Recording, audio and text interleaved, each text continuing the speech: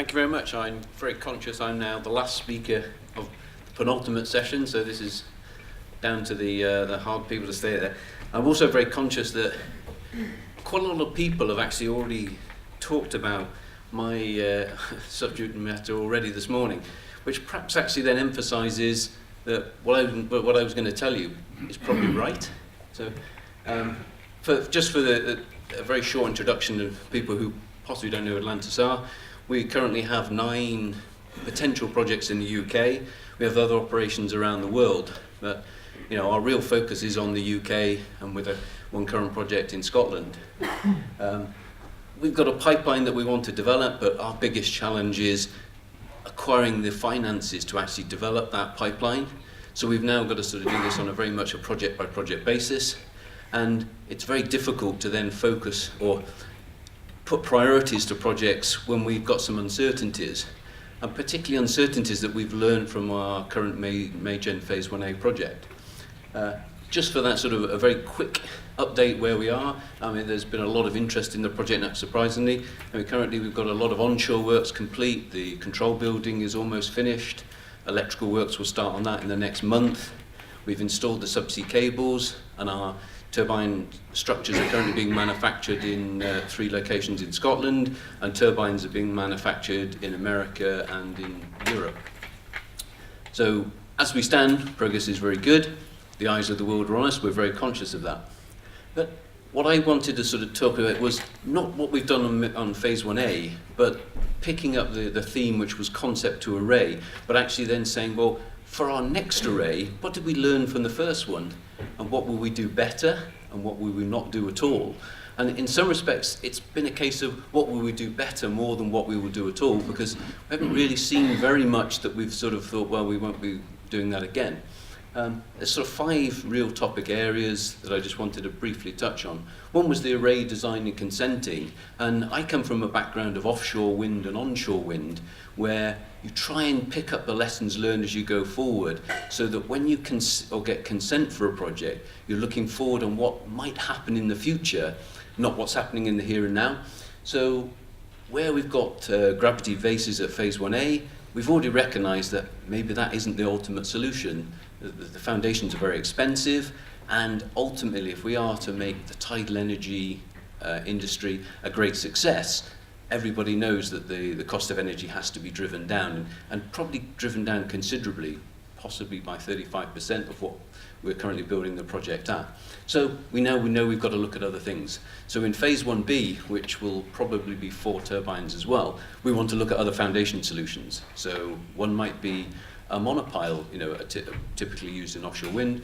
The other is a project that we've been party to, and somebody touched on it today, is an ETI project called StreamTech, where it is effectively 2 turbines supported on one structure, and looks at not dissimilar to the Stramford Lock project that we own, where that has turbines that can be raised out of the water. This will be turbines permanently underwater. So foundations are something we need to think about for our future projects.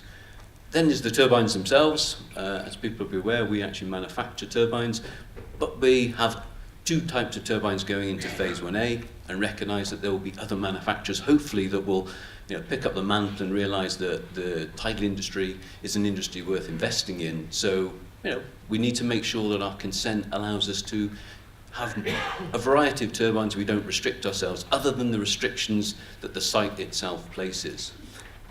Upon that is then the big discussion we've currently got is about cables in the array. The MeyGen Phase 1A project has 4 separate cables from each of the turbines back to the control building.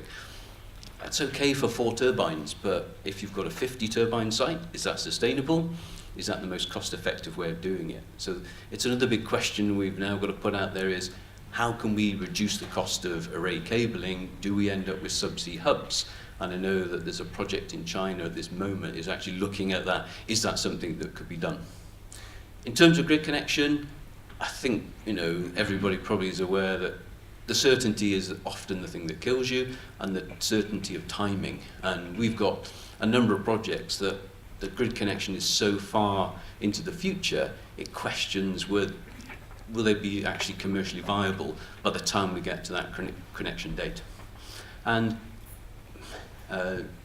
one of our earlier speakers from Burgess Salmon also raised the big CFD question. And it's one that, you know, in 4 years ago, when we knew that you could build a project and you'd get a ROC certificate for it, it wasn't such a concern. Now we have the uncertainty of a potential auction. Will you get what you want? What will be the timing? Will it be constrained? So certainly when you're trying to build projects that are heavily reliant on investment, a question like a CFD is something that we know funders and investors are going to think heavily about. Financing, not just investors, but is this debt or is it equity? It's a question we've had to ask. We have in the Phase 1A projects, and we also touched on earlier today, we've already got a number of types of investors in the project for a 4-turbine site. How many of those investors and funders would then look at a 50-turbine site? The question will then move us to, this is a very early stages of an industry where type certification for turbines and for other structures is something that it's not been taken to the same levels that you would see for the wind industry, for example. So we're now asking our own supply chain is, okay, so where do we need to be? What will investors, and I think that's ultimately one of the challenges, what will investors say when it comes to investing a large sum of money into a project when they want to see how much certainty are you getting actually from the predictions you're making on the actual products you're actually going to involve in the project? And all of this leads us to, okay, where do we take the cost of energy? Contracting strategy is one of the biggest lessons I think we've got from Phase 1A. We currently have a project with 9 separate contracts. And I think before I joined the company, if somebody had told me that, and then told me they'd got such a large amount of investors and funders, I would have actually questioned were they actually confusing themselves here? You know, 9 contracts and reading to get funders built into it. I think that everyone recognised that the growth of an industry starts somewhere, and this was the compromise that was made. But certainly going forward, I can't see so many contracts in the next project. So then it begs a question of how do you combine those contracts, and what's the appetite from the supply chain to actually be involved in taking on greater scope than they currently do in the current Phase 1A project. And which then filters down to the supply chain itself. And one of the biggest reasons that I came down from Scotland for today's seminar was to try and get an understanding of the supply chain that exists in South Wales. Picking on a theme of why we'd been here, or if we'd been here before, I may have been here when I was 12 years old. I had a number of holidays in the Gower Peninsula, but it's so far ago, I actually can't remember. In terms of supply chain, standardization is probably the one thing that I think will drive down the cost of energy. It's something that's been seen in the wind industry, and it's something that I think if the tidal industry is going to do the same, it needs to perhaps have a greater deal of collaboration than I think the wind industry had.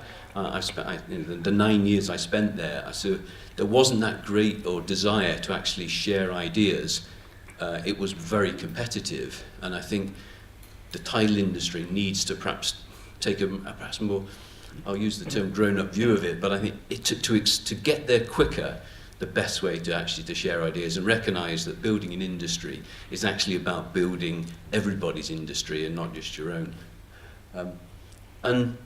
For us, the challenge will be as a developer to say, well, okay, for the supply chain we use, are we certain they're going to be there in the future? Do they have the financial strength? And it's a challenge we've had to use our own, because we're a company that rely on investment. We don't have a large parent company behind us. So we rely on that sort of the good faith that we can generate and goodwill that we can generate. And we recognise that in some of our supply chain we've had to do the same. Building larger projects in the future, it may be more challenging for us to convince funders and investors that that is also the approach that we can take. And then finally, we're part of that supply chain in our own turbine manufacturing. So we recognise that we've also got to be innovative. And we wanted to hopefully pass on some of that innovation so that we can build what we consider to be a very exciting industry. I left the wind industry because I saw the tidal industry was a lot more going for it than the wind industry, and I'd like to think that everybody here sees exactly the same. Thank you.